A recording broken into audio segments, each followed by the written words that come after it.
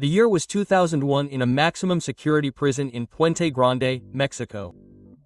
Inside his cell, Joaquín Guzmán, a notorious drug lord, laughed to himself as he changed from his prison uniform to his street clothes. Outside his cell, a couple of guards awaited him with a mattress and a sheet that would serve as camouflage to transport the criminal to the infirmary. Once there, El Chapo would hide in a laundry cart that was soon taken to the parking lot and placed next to a van. At the first opportunity, Guzmán Lora took the opportunity to hide in the trunk of the vehicle that would transport him to freedom after 8 years in prison, but more than that, it would turn him into a legend. Although certain details of this story vary according to different sources, this mythical escape would begin the legend of El Chapo, who is probably the most dangerous drug trafficker in the history of Mexico. Although his name resonates throughout the Americas for his prominent role in drug trafficking from the 1980s until the end of the last decade, Joaquín Guzmán Lora was not born the leader of a criminal empire. Since he was a child, he had to work hard to achieve the fame that has established him as one of the greatest drug traffickers in history. El Chapo Guzmán was first introduced to the common people of Mexico and the world. Learn about the origins of El Chapo Guzmán and the path he took from his first steps in the world of drugs to his iconic prison escapes that led him to the top of Interpol and the FBI's most wanted lists. Now, let's get started. The life of Joaquín Archibaldo Guzmán Lora began on April 4, 1957, in a remote rural community in Sinaloa, La Tuna, which due to its location was completely isolated and impoverished, with no public services or law enforcement. It was a mountainous region ideal for drug production and trafficking, especially due to its proximity to the United States-Mexico border. As part of a large, poor family, Guzmán was forced to drop out of school at a young age and work selling fruit or working in the fields. It was there that he had his first contact with drug cultivation, as marijuana crops were one of the town's main sources of income. His constant conflicts with his abusive father Emilio led Joaquín to start his own independent opium cultivation in partnership with his cousins. This is how he took the first steps in his long criminal career at just 15 years of age. Before he finished his adolescence, he had already earned the nickname that would stay with him throughout his life, El Chapo, due to his short stature and chubby build. But his ambition was not satisfied with spending his entire life in those fields. Guzmán aspired to greater opportunities and found them thanks to his maternal uncle Pedro Aviles Perez, who provided him with the connection he needed with organized crime to join the growing drug trafficking industry in the 70s, under the tutelage of the young capo Héctor Palma, alias El Guerrero.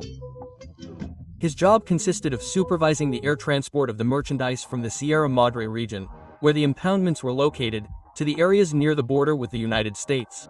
Despite being illiterate, Guzmán managed to stand out for his audacity and aggressiveness, which pleased his superiors and intimidated his rivals.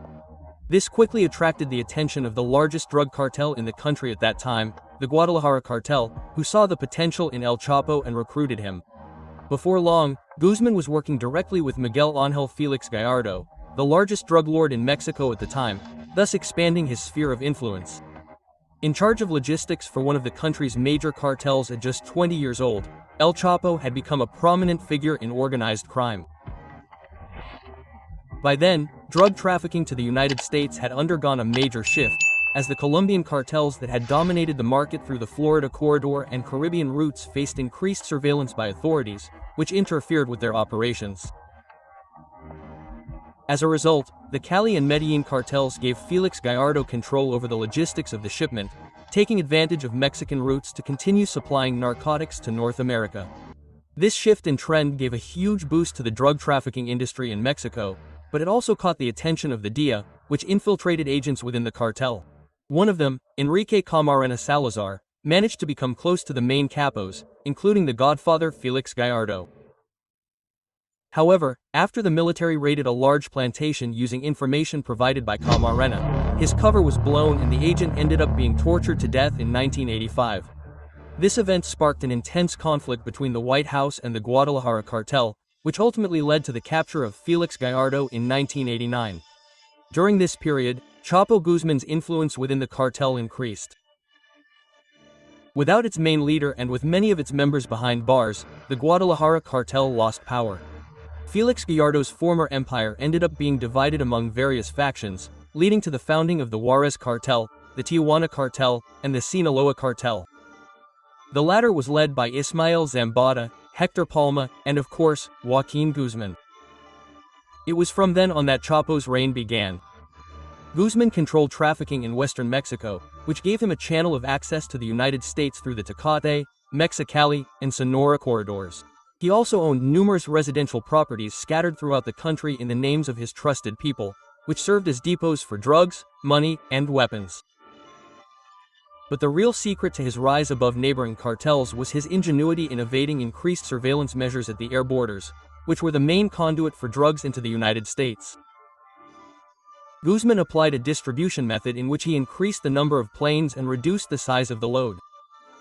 In this way, if one was captured, the losses were smaller. On the other hand, while one of them was being pursued, 4 others would manage to deliver their merchandise. However, his most effective method was overland trafficking.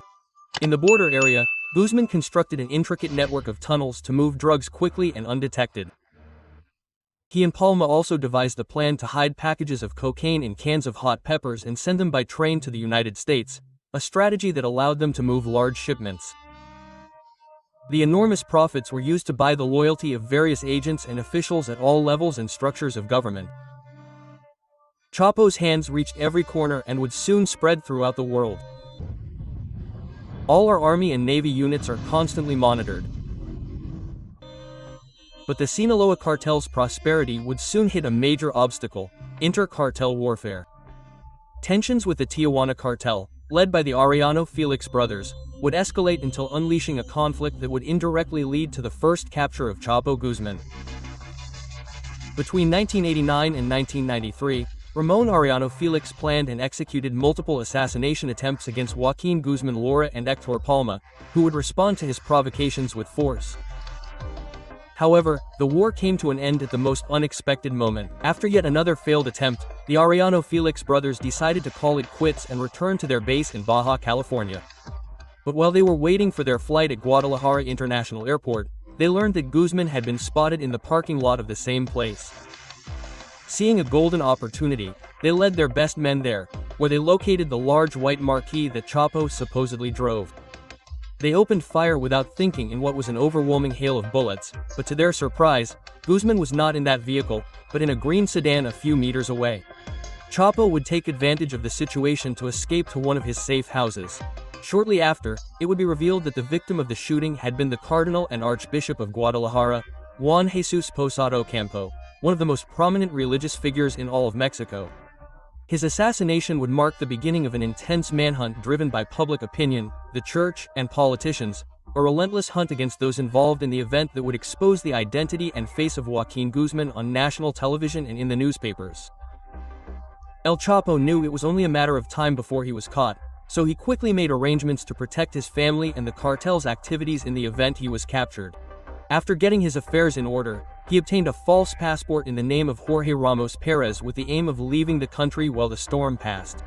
On June 4, 1993, he boarded a plane to Guatemala with his girlfriend and his bodyguards.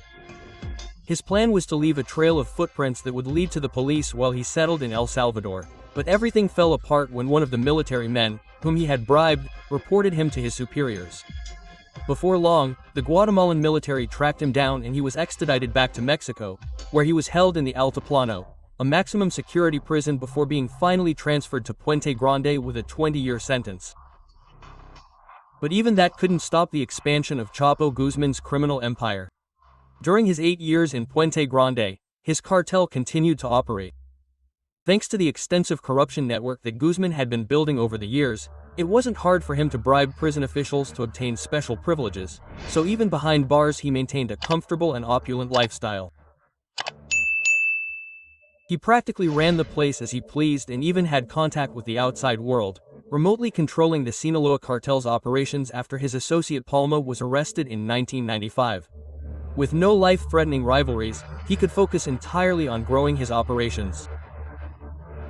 But his lavish palace wasn't impregnable. In 2001, Chapo's extradition to the United States was approved, where he did not have the same influence as he did in Mexico. Guzmán, a very resourceful man, saw himself at risk and orchestrated a master plan to escape.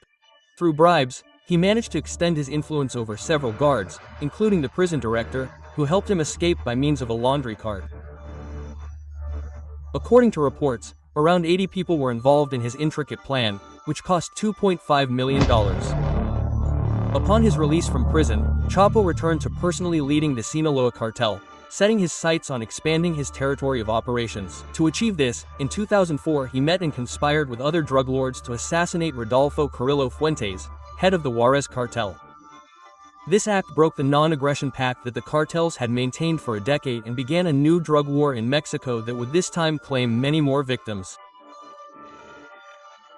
Authorities responded to the surge in inter-cartel violence with a drug crackdown that Guzmán manipulated to his advantage, using the police to arrest his rivals and seize their territories in the power vacuum. This strategy had some negative repercussions for Chapo, including the murder of his son Edgar Guzmán Lopez at the hands of his own lieutenants, but he still managed to evade capture and suppress his enemies. Over the years, Chapo's legend continued to grow. He seemed untouchable by the authorities, always several steps ahead of them. Again, this was a result of his unmatched cunning and fearlessness. He was constantly on the move throughout the Sierra Madre, using the region he knew so well to his advantage. The dirt roads were narrow, and it was easy to spot vehicles crossing them from a distance. Locals collaborated with Guzmán, who was his sole benefactor, and resented the government. Both factors, coupled with Chapo's vast resources and use of sophisticated counterintelligence devices and tactics, made him so elusive that he rose to the top of the most wanted list, gaining a public notoriety not seen since Al Capone himself. But his luck came to an end on February 22, 2014, when in the midst of an extraordinary joint military operation, Joaquín Guzmán was captured at a beach hotel in Mazatlan. The reaction to the event was massive, and at his subsequent trial he would be sentenced to 300 years in prison in the Altiplano maximum security prison, with extradition requests by the US government denied. Chapo was held for just 18 months before he pulled off another escape that shocked the world. Using a blind spot on a camera in his cell, Guzmán orchestrated the construction of a state-of-the-art underground tunnel that connected to a construction site more than 1 kilometer away. Once again, El Chapo had humiliated the Mexican government, which would not stand idly by. A second manhunt for Joaquín Guzmán would begin during his new stage as a fugitive. In 2015, El Chapo even managed to grant an interview to Rolling Stone magazine conducted by actor Sean Penn, accompanied by actress Kate Del Castillo. In it, he openly revealed the full extent of his drug empire. This event put him on the ropes once again, as the authorities were getting closer to catching him. They were finally successful in recapturing him during an operation by the Mexican Navy on January 8, 2016.